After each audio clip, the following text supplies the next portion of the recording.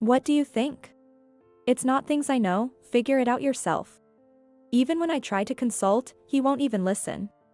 Thinking about Tom and his friends spending the rest of their days in Saipan without any disturbance, I realized there was no longer any need to hesitate. When we got home, we quickly started packing. Can we really move out right now? Yes, it's all good. We immediately had them come over and started moving out things that were already packed. After that, we headed straight to the real estate agent. I want to sell my house. The real estate agent was very kind and managed to arrange for the house to be sold the same day. And just like that, Tom no longer had a home to return to. My name is Jessica, and I'm 43 years old. Currently, my husband Tom and I live in an apartment in the city. We got married 5 years ago. It was a late marriage, and since we were not blessed with children, we don't have any. Still, thanks to Tom's words, life's joys aren't limited to having children. I'm able to live happily every day without being tied down by guilt for not being able to have children. Tom is in his prime at 45. Lately, he's been stuck with a lot of overtime work and often comes home late. I used to work at the same company as Tom, but I quit when we got married. Tom said, "It's a bit embarrassing to work at the same company as my wife, so I want you to quit your job." Respecting Tom's wishes, I quit my job and have been a full-time housewife ever since. One day, I received a call from my sister-in-law, Mia, who lives in the next town. It was an unexpected call, and she said, "I'm a bit worried about Mom's condition. I can't go check on her right away, can you do it for me?" Mia is a very reliable person, and I have been in her care many times since marrying Tom. Mia has 2 children, a 9th grader and a 12th grader, both of whom are growing up to be fine individuals. Given how wonderful Mia is, it's no surprise her children are turning out so well. She's someone I deeply respect. So, of course, I rushed to check on my mother-in-law, Kate, the next day at Mia's request. How wonderful Mia can be immediately seen through Kate. I adore her. She's a straightforward person, always logical and holds firm opinions. She can rectify what's wrong and yet takes great care of those around her. I'm truly grateful to have met such a wonderful mother-in-law and sister-in-law through my marriage to Tom. I was shocked when I entered my in-laws' house. It was cluttered to the point there was no place to step, with trash everywhere, almost like a garbage house. This was odd because Kate is usually very tidy. In the midst of the clutter, Kate was idly sitting around, doing nothing. I called out, "Kate?" Slowly turning to me, she stood up and said, "Who might you be?" Then, looking at Tom who came with me, she said, "Ah, Tom, welcome." We were stunned. Shocked by the drastic change in Kate, we hurriedly made a doctor's appointment for the next day and had her examined. After undergoing various tests for days, the results came in. She had dementia. And it was severe enough to require care. We called Mia to the in-laws' house for a discussion. Needing care meant someone had to look after Kate at the in-laws' house indefinitely. Mia said, "Thank you, Jessica. I'll take it from here," but surprisingly, Tom objected.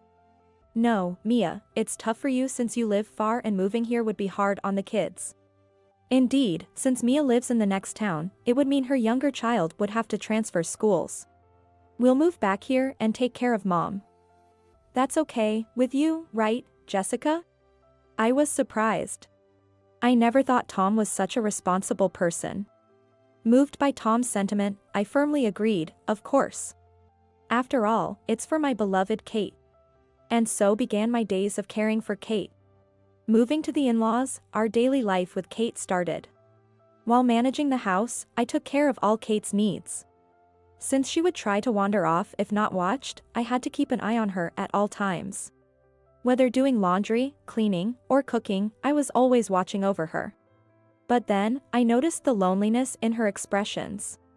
I wondered if she was really happy with such a life. Even with dementia, there must be moments of joy and happiness. Just being watched and having to sit still all the time couldn't possibly be enjoyable. So, I tried asking, "Kate, would you help me hang the laundry?" She brightened up and eagerly helped, saying, "Of course, I'd love to." Despite her struggles with dexterity, what mattered was her enjoyment in the task. This was indeed the right approach, and I was pleased. From then on, whether cooking or cleaning, I involved her instead of just watching over her. Thanks to this, she seemed to have become more comfortable with moving around. On sunny days, I'd suggest, the weather is nice today. How about we eat lunch in the park? Kate would agree, that sounds lovely, and we would enjoy our meals outdoors together. I never found this life burdensome. Mia always handled the hospital visits, and her 2 kids frequently came to see their grandmother. Amidst all this, there was someone completely uncooperative. That person was Tom. Though he was the one who initially said, "We'll take care of Mom," Tom hardly lifted a finger to help. Reporting to him about the day's events with Kate met with his disinterest and sluggish responses. Even when asked for a little help, he'd retort, "I'm tired from work." Why should I be tired at home too? Indeed, Tom has been coming home late due to overtime, so he might be tired, but I wished for some support. He wouldn't even speak to Kate upon returning home. What do you think about doing this for Kate next time? It's not things I know. Decide for yourself. Even when I tried to discuss something, he wouldn't listen. It felt as though Tom was only returning home to sleep. One night, Tom hadn't returned by 11 p.m. Given his recent pattern of late returns due to overtime, I went to bed assuming the same. However, sleep eluded me that night. As time passed, it turned into the early hours of the next day. I was wondering why Tom was so late when I heard a car outside. Thinking it was unusual to hear a car at such a late hour, I looked out the window and saw Tom getting out of the car. And in the driver's seat, there was a woman. In a moment that seemed surreal, they laughed together and, unbelievably, kissed. Without realizing, I had captured this moment on my phone, impressed by my own reflexes. Our bedroom at the in-laws is on the ground floor. Not far from the window to the car, the photo captured the scene perfectly. Shocked, my hands wouldn't stop shaking. Hearing the front door open, I quickly got back into bed. And that photo would later become my trump card. Since that night, I started paying close attention to Tom's behavior. And then, several inconsistencies began to emerge. Thinking about it, even the overtime he claimed to have was suspicious. Tom might have forgotten, but I used to work at the same company as him. I knew what kind of work he did, and it was clear that his job didn't require overtime if you thought about it. And it was possible to verify such a small lie. I called my former colleague and friend, Ashley, after a long time. It's been a while. What's up? Sorry to call out of the blue, but I wanted to ask something. How's Tom's department doing? Are they really busy? Tom's? No, I was assigned to the same department as Tom just last month. But it's really slow. I feel bad for getting paid for this. Just as I thought. There's no way he could be doing overtime in such a slow situation. That means Tom must be spending those evenings he claimed to be working late with his affair partner. My suspicion turned into conviction. One morning, Tom was about to leave for work with a large bag in his hand. I found it suspicious and asked, "What's with that big bag?" Tom, visibly flustered, said, "I suddenly have to go on a week-long business trip. Take care of things while I'm gone." A whole week? Where to? I need to check at the office. I'm not sure yet. Anyway, I'm off. And he hurried out. I sent a message to Ashley. Is anyone scheduled for a business trip today? I haven't checked, but there shouldn't be. We haven't had any big projects come in recently. Just as I thought. So, he's planning to be away for a week to meet his affair partner. Then, Jessica, Kate called out my name. She showed me a piece of paper. It had Tom's handwriting, with what seemed to be the name and phone number of a hotel, along with today's and tomorrow's dates and a room number. This fell out of Tom's pocket when I was doing his laundry the other day. I should have given it to you sooner. I'm sorry, Jessica.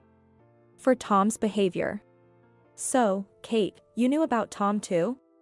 Jessica, we can't just let this slide. Tom needs to face the consequences of his actions. We don't have time to mope around. Kate's words were as if she was back to her old self before the dementia. Seeing her so determined filled me with resolve. Yes. I will never forgive him. First, with Kate's approval, we decided to call Mia. As soon as Mia arrived, she apologized, "Jessica, I'm so sorry. Tom has done something really stupid." I reassured Mia that there was no need for her to apologize, and the three of us began to plan our next steps. We checked the note and confirmed the location of the hotel. Tom would be staying there for the next 2 days. What to do next was the question. The next day, we decided to drive to the hotel in Mia's car. Arriving at a hotel close to the airport, we spotted a familiar car in the parking lot. I checked the photo on my phone. Of course, it was the photo from the night Tom was kissing that woman. It was the same car from that photo. After a while, a familiar man emerged from the hotel. It was indeed Tom. We hid in the shadow of the car to avoid being seen. Soon after, a woman came out and cozied up to Tom, linking arms with him. As I captured this scene with my camera, I witnessed something unbelievable. Both Kate and Mia were left speechless. There was a little boy, about 1 year old, with them. He happily held Tom's hand, and the three of them walked away cheerfully together. To anyone passing by, they would look like nothing but a happy, close-knit family. And here I was, his real wife, taking photos of this scene. I felt pathetic, but this was no time for such thoughts. The trio headed straight to the airport. They left their car at the hotel. Upon reaching the airport, they spent some time there, laughing and enjoying themselves before disappearing into the boarding area. Looking at their destination, it was Saipan. Thinking about Tom, the woman, and the boy spending the rest of their days in Saipan without any disturbance, I realized there was no longer any need to hesitate. When we got home, we immediately started sorting through our belongings and began packing quickly, then called the removal workers. "Is it possible to move out right now?" "Yes, that's perfectly fine." They came promptly and helped us pack. As items were packed, they were moved out and temporarily stored at Mia's place. After that, we headed straight to the real estate agent. "I want to sell my house." The staff at the real estate agency were very kind and arranged for the sale to be processed the same day. With this, Tom no longer had a home to return to. Just thinking about it made me feel exhilarated. Afterward, Kate and I booked a room in a nearby business hotel, where we would stay for a while. Tom indeed once told me, life's joys aren't limited to having children. But did he actually want children? Did he have an affair and have a child because we couldn't have one together?